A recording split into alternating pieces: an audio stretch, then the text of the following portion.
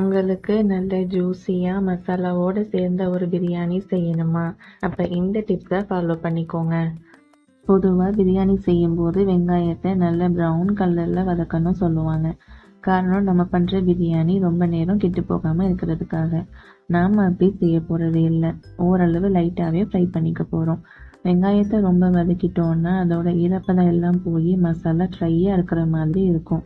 இது மாதிரி செய்யும்போது நமக்கு பிரியாணி நல்ல மசாலாவோட கிடைக்கும். அது மட்டும் இல்லாம நம்ம செய்யற பிரியாணி கெட்டு போறதுக்கு சான்ஸே இல்லைங்க. ஏன்னா நம்மளோட பிரியாணி செஞ்ச உடனேயே டக்குன்னு காலி ஆயிடும். அந்த அளவுக்கு நாம செய்யற பிரியாணி டேஸ்டா வரும்.